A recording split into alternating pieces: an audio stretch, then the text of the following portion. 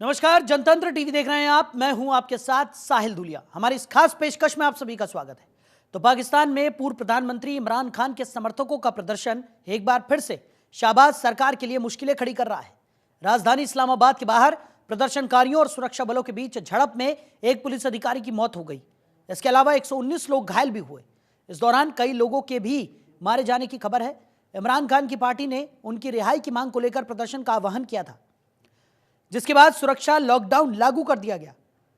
तो इस्लामाबाद की ओर जाने वाली सड़कों पर बैरिकेडिंग लगा दी गई और पंजाब की सूचना मंत्री आजमा बुखारी ने संवाददाता सम्मेलन में कहा कि पाकिस्तान तहरीक इंसाफ समर्थकों की ओर से इस्लामाबाद जाते समय पुलिस के साथ झड़प के बाद कई पुलिसकर्मियों को बंधक बना लिया गया।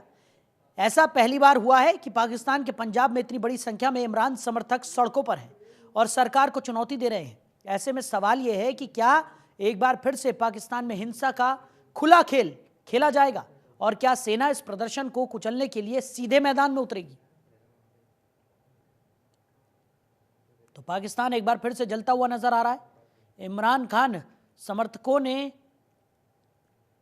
जोरदार प्रदर्शन यहां पर किया है। हर तरफ तबाही का मंजर देखने को मिला।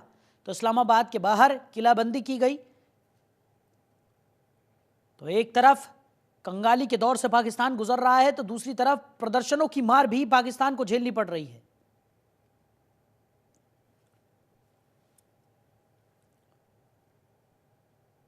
तो कई सवाल यहां पर खड़े होते हैं कि इमरान खान के समर्थक जिस तरीके से प्रदर्शन कर रहे हैं, उसके बाद पाकिस्तान की स्थिति बद से बदतर होती हुई दिखाई पड़ रही है। कई लोगों के मारे जाने की खबर है। एक पुलिस अधिकारी की भी मौत इस प्रदर्शन के दौरान हुई है। कई लोग घायल हुए हैं। तस्वीरें आपको दिखा रहे हैं किस तरीके की ये हिंसा पाकिस्तान में देखने को मिली। इमरान खान समर्थकों ने जोरदार प्रदर्शन किया। इस्लामाबाद में कई सड़कों पर बैरिकेडिंग की गई है। अब सवाल यह है कि क्या सेना एक बार फिर मैदान में उतरकर इन प्रदर्शनकारियों को रोकेगी या पाकिस्तान की स्थिति और ज्यादा बदतर होती हुई दिखाई पड़ेगी? तो पाकिस्तान एक तरफ कंगाली की मार झेल रहा है, दूसरी तरफ इमरान खान की रिहाई को लेकर लगातार हो रहे प्रदर्शनों ने भी पाकिस्तान की मुश्किलों को और ज्यादा बढ़ा दिया है। हर तरफ तबाही का मंजर देखने को मिल रहा है। तो आज इसी मुद्दे पर करेंगे चर्चा। कुछ खास मेहमान भी हमारे साथ जुड़ गए। निपुण आलम्बियान विदेश मामलों के जानकार हैं, वो हमारे साथ चर्चा में साथ निभाएंगे। वहीं retired group captain U K Devnath ji रक्षा विशेषज्ञ हैं, वो भी हमारे साथ जुड़ गए। आप दोनों ही मेहमानों का बहुत स्वागत है जनतंत्र टीवी में। सबसे पहले चर्चा की शुरुआत करेंगे निपुण जी के साथ। निपुण जी, पाकिस्तान एक तरफ कंगाली के दौर से गुजर रहा है, दूसरी तरफ प्रदर्शनकारियों का जो प्रदर्शन और जैसी तस्वीरें हम देख रहे हैं, कहा जा सकता है कि दो तरफा मार यहां पर पाकिस्तान को इस वक्त पड़ रही है और मुश्किलें लगातार बढ़ती हुई दिखाई दे रही हैं। हालात इतने बदतर होते जा रहे हैं कि सड़कें बंद हैं और बैरिकेडिंग की गई है। बुरी हालत है इस वक्त पाकिस्तान की। क्या कहेंगे, कैसे देख रहे हैं? जी, बिल्कुल, आपने बिल्कुल सही बात की।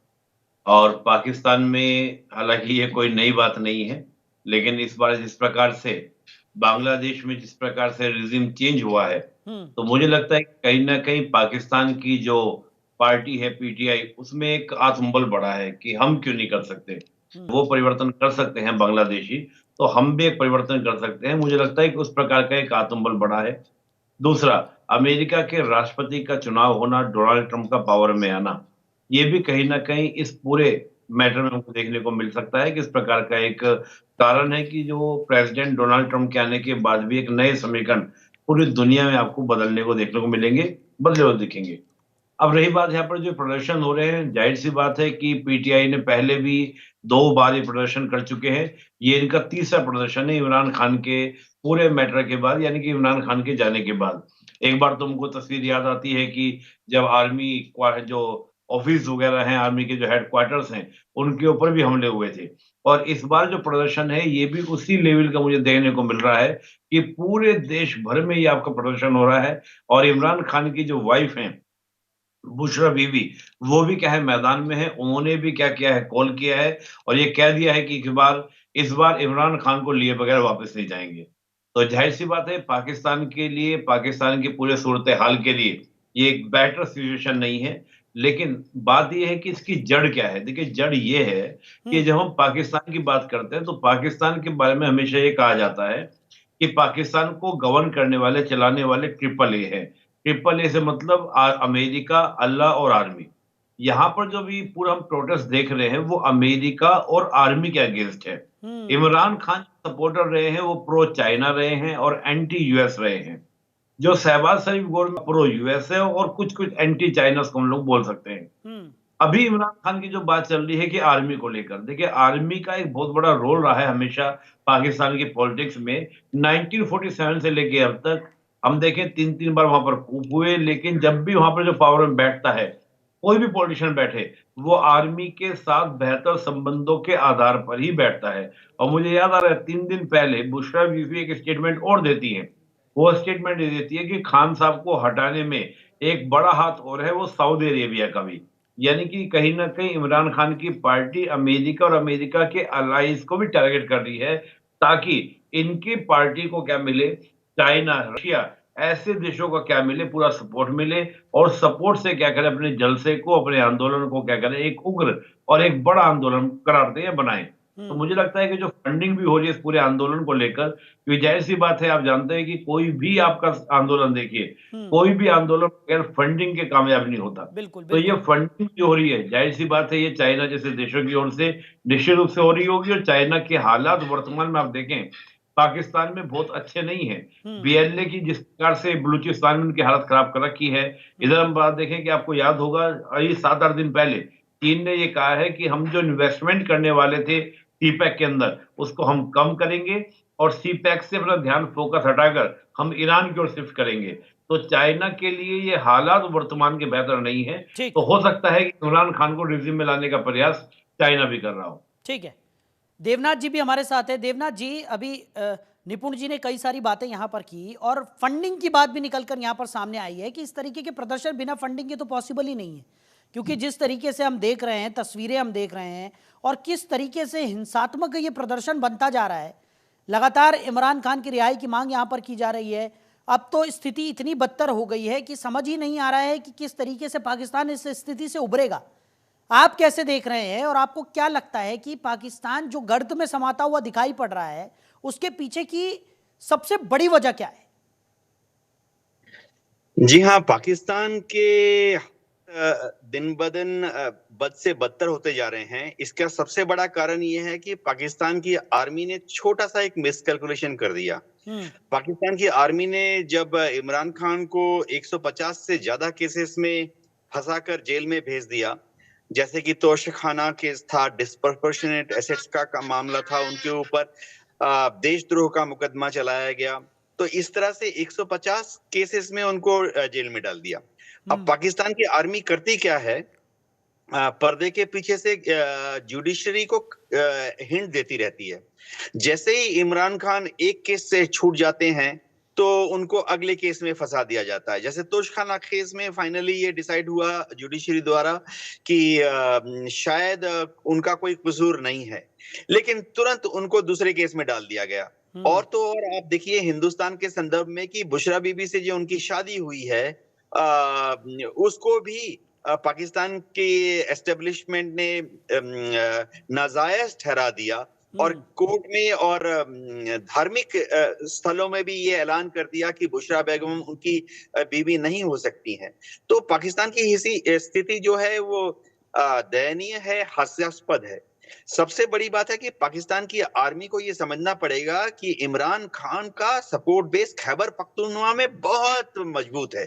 इमरान खान भी अपने को पठान मानते हैं। खैबर पख्तूनख्वा, वजीरिस्तान में, वहां पे जो ट्राइबल एरिया है, वहां पे उनकी काफी ज्यादा सपोर्ट है। और तो और पंजाब में भी इमरान खान की पार्टी पीटीआई का बहुत मजबूत गढ़ रहा है हमेशा से। पंजाब में अगर आप देखें सूबे के इलेक्शन में उनके चीफ मिनिस्टर हमेशा पीटीआई से होते रहे हैं ज्यादातर। अब जहां तक इस मार्च की बात है, इस मार्च को इस बार तो लीड कर रहे हैं chief minister of Khyber Pakhtunkhwa. तो आप सोच सकते हैं कि अगर एक चीफ मिनिस्टर इस तरह के एक मार्च को लीड कर रहा है इस्लामाबाद की तरफ, तो वो डेफिनेटली हजारों की संख्या में लोग आएंगे, गाड़ियों में आएंगे, ट्रकों में भर भर के आएंगे। अब इन्होंने बैरिकेड्स खड़े कर दिए। ये साइकोलॉजिकली समझना पड़ेगा कि बैरिकेड्स कभी भी एक बहुत बड़े मार्च को रोक नहीं सकते, क्योंकि वहां के जो लोग हैं खैबर पख्तूनख्वा के, वो बचपन से ही इस तरह की बैरिकेड्स देख के बड़े हो रहे हैं। इन्होंने कंटेनर लगा दिए हाईवे पर।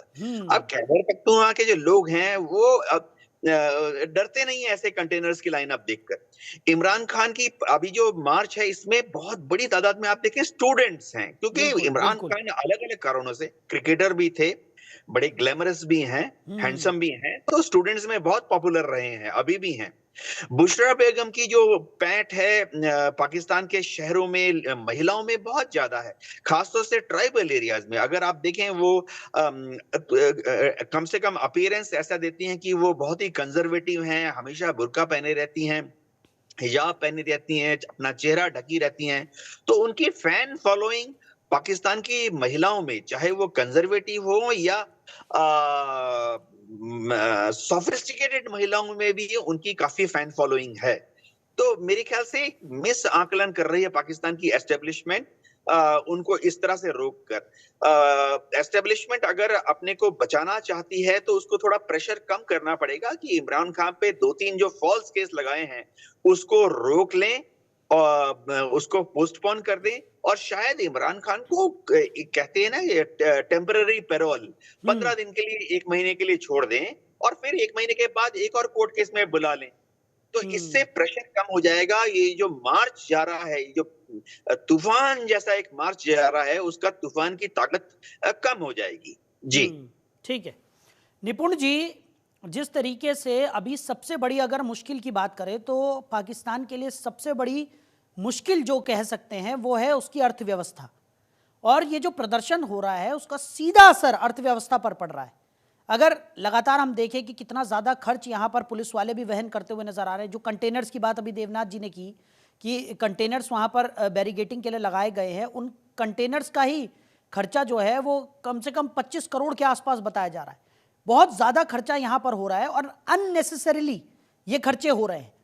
जहाँ एक तरफ पाकिस्तान वैसे ही आर्थिक स्थिति उसकी बहुत ज़्यादा कमज़ोर है, उसके ऊपर इस तरीके के प्रदर्शन, वहाँ पर इतना ज़्यादा पैसा लग जाना, तो स्थितियां सुधरने की जगह और ज्यादा विकराल रूप यहां पर धारण करती हुई दिखाई पड़ रही। देखिए, आपने कहा आर्थिक स्थिति। हाँ। देखिए, जब मैं पाकिस्तान की आर्थिक स्थिति देखता हूं तो पाकिस्तान की विडंबना ही रही है कि उसकी राजनीतिक अस्थिरता के कारण उसकी आर्थिक स्थिति बिगड़ी है। और पाकिस्तान की अगर हम बात करते हैं, जीडीपी ग्रोथ रेट की अगर हम बात करते हैं, तो उसकी 1965 तक अगर हम देखें तो हमसे ज्यादा थी, लेकिन उसके बाद हम देखें तो कभी उसके यहाँ पॉलिटिकल स्टेबिलिटी रही नहीं है। और जो लगातार पाकिस्तान गर्त में गया है वो लगातार इन्हीं गया है। हम जब बात कर रहे हैं, अभी यूके देवनाथ जी बोल रहे थे, मैं मानता हूं कि जब हम पाकिस्तान को देखें, पाकिस्तान की इंटरनल पॉलिटिक्स को देखें, तो पाकिस्तान इंटरनल पॉलिटिक्स जो है वो इंटरनली चलती ही नहीं है। पाकिस्तान की जो पॉलिटिक्स वो चलती है जो वहां पर बाहर की बैठी ताकतें जो चाहती हैं वो इस पॉलिटिक्स को क्या करती है, चलाती हैं। यानी कि हम कहीं ना कहीं अधूरे तरीके से हम पाकिस्तान की पॉलिटिक्स को देखते हैं। पाकिस्तान में जो भी हो रहा है ये कोई नई बात तो है नहीं। जिस देश में 3-3 बार कूप हो चुका हो, जहां पे आपका जियाउल हक की हम बात करें, परवेज मुशर्रफ की बात करें, इससे पहले भी हम बात करें, और लगातार आर्मी का कंट्रोल है। आर्मी अगर इमरान खान को लेकर आती है तो इसका मतलब क्या होगा कि पाकिस्तान जो है, पाकिस्तान में आर्मी का कद क्या हो जाएगा, कमजोर हो जाएगा। और यही तो बात पाकिस्तान की आर्मी चाहती नहीं है। पाकिस्तान की आर्मी का कद कमजोर होना या हल्का होना ये टेंशन का काम बनेगा सऊदी अरेबिया के लिए, जो हमेशा पाकिस्तान की आर्मी को यूज करता है अपने लिए। यानी कि आप देखिए, आज भी हम देखें तो हजारों की तादाद में पाकिस्तानी सोल्जर जो हैं वो सऊदी अरब में रहकर सऊदी अरेबिया की लड़ाई, चाहे वो यमन में हो, कहीं भी वो लड़ते हैं। अगर पाकिस्तान की आर्मी का कद कमजोर होता है तो उसका मतलब ये है कि अमेरिका का कद कमजोर होना, तो ये एक मैटर बनता है। और दूसरी आपने कहा इकोनॉमी, देखिए इकोनॉमी तो डेफिनेटली इम्पैक्ट होगी जब इस प्रकार का एक उहापोह चलता रहेगा, इस प्रकार का घटनाक्रम चलता रहेगा। इससे केवल ये नहीं कि आपका फोर्स के खर्चीज हो रहे हैं, तमाम तरह के डेवलपमेंट प्रोजेक्ट रुक जाते हैं। देश में इमरजेंसी जैसे हालात वहां पर हैं, यानी कि प्रोडक्शन के जितने भी फैक्ट्रीज वगैरह, इंडस्ट्रीज वगैरह हैं, वो सब वहां पर क्या समय जाम पड़ी है। स्कूल कॉलेज सब बंद कर दिए गए हैं। की स्थिति में विकास की बात करना, पैसे की बात करना, वो तो संभव ही नहीं है। और ये कहा भी जाता है कि पॉलिटिकल स्टेबिलिटी की मैं बात करता हूं, तो आप 89 से लेकर 99 तक चलिए भारत में, आपको देखने को मिलेगा कि हमारे यहाँ पॉलिटिकल अनस्टेबिलिटी रही, तो हम कोई बहुत बड़े डेवलपमेंट प्रोजेक्ट नहीं ला पाए, भारत की जीडीपी की ग्रोथ हम बढ़ा नहीं पाए। और जब जब चाहे वो नेहरू जी का दौर रहा हो, इंदिरा जी का दौर रहा हो, या वर्तमान प्रधानमंत्री जी का दौर रहा हो, जब हमको एक मजबूत सरकार सेंटर में देखने को मिलती है, तो इंडिया ग्रो किया है, भारत ग्रो किया है। तो पाकिस्तान के संदर्भ में केवल हम ये बात करें कि पाकिस्तान में ये हो रहा है, आर्मी को अपनी दस्तूर लगी है, शहबाज शरीफ अपनी कोशिशों में कर रहे हैं। और आप देखिए नवाज शरीफ पर केस कैसे लगाए गए थे, परवेज मुशर्रफ पर केसेस कैसे लगाए गए थे, तो जो इमरान खान ने किया, इमरान खान वही भुगत रहे हैं। तो यहाँ पर हम ये सोचें कि इमरान खान पर आर्मी अपना शिकंजा लाइट कर देगी, ढीला कर देगी, तो मुझे लगता है कि कहीं ना कहीं इस प्रकार की चीजें होने से पाकिस्तान की आर्मी की पकड़ कमजोर होगी। पाकिस्तान की आर्मी अपने टुकड़े कराने को तैयार हो जाएगी, लेकिन अपनी पकड़ कमजोर करने को तैयार नहीं होगी। और ये वही स्थिति पाकिस्तान की होने वाली है जो 19 मुझे तो अंदेशा ये भी है कि यहाँ सिविल वॉर जैसी कंडीशन ना बन जाए, क्योंकि अगर आपका सिविल वॉर कंडीशन बनती है तो खैबर पख्तूनख्वा, जैसे अभी देवनाथ जी ने बिल्कुल सही बात कही है कि उसको जो लीड कर रहा है वो कौन कर रहा है, आपका खैबर पख्तूनख्वा का सीएम खुद कर रहा है। और खैबर पख्तूनख्वा में वैसे आप देखिए किस प्रकार के हालात हैं, वहां पर आप बलूचिस्तान के हालात देखिए, वहां सिया सुन्नी के कॉन्फ्लिक्ट शुरू हो गए हैं, हजारों की तादाद में सिया सुन्नी आपस में कट मर रहे हैं।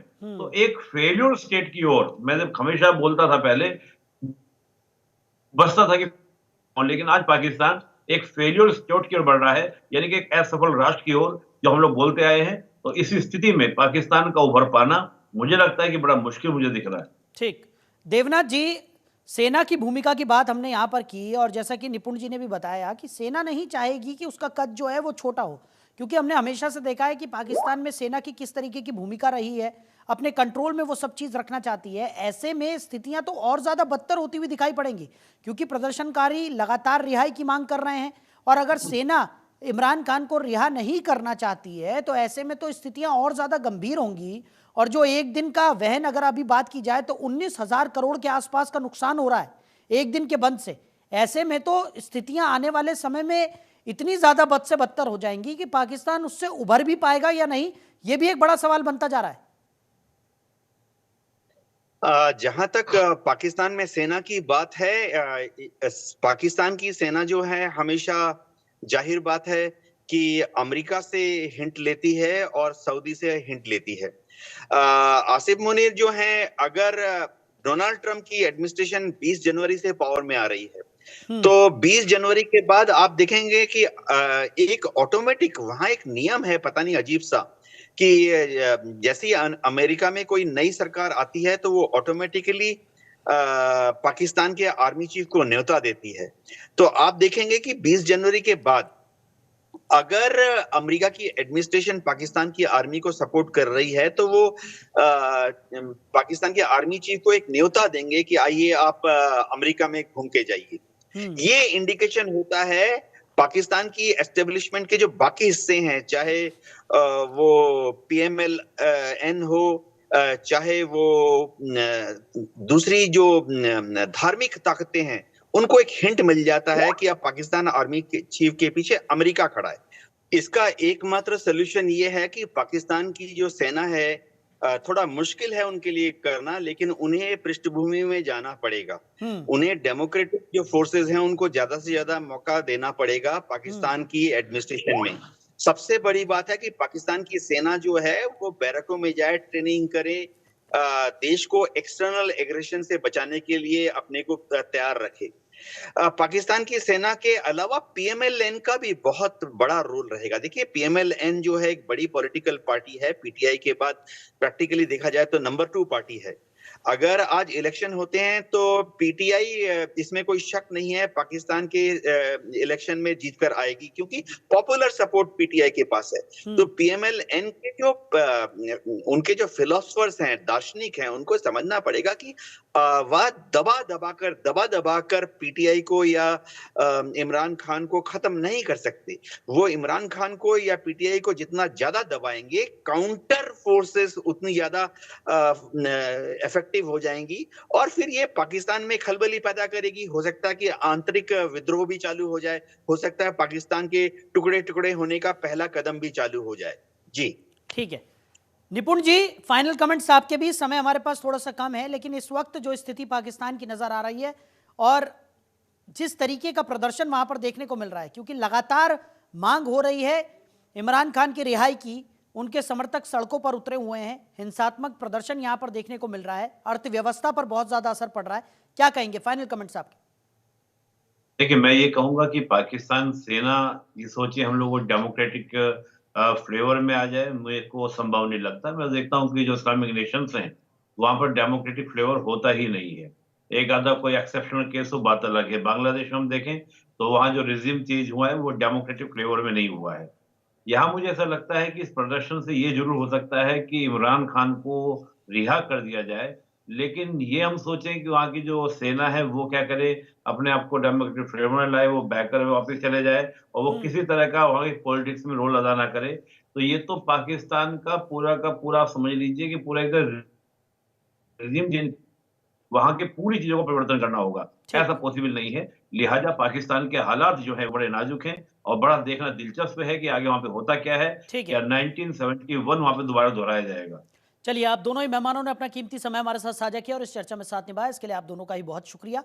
तो पाकिस्तान की हालत इस वक्त बद से बदतर है। एक तरफ कंगाली के दौर से पाकिस्तान गुजर रहा है, तो दूसरी तरफ इमरान खान के समर्थक सड़कों पर उतरकर जोरदार प्रदर्शन कर रहे हैं। यह प्रदर्शन हिंसात्मक बन गया है और इससे रोज का लगभग 19,000 करोड़ का पाकिस्तान को आर्थिक संकट यहां पर पाकिस्तान के ऊपर पड़ता हुआ नजर आ रहा है। अब आने वाले समय में पाकिस्तान इस संकट से उभर पाएगा या और ज्यादा गर्त में समा जाएगा, इस पर नजर बनी रहेगी। फिलहाल हमारी इस खास पेशकश में इतना ही। बने रहिए और देखते रहिए जनतंत्र टीवी। नमस्कार।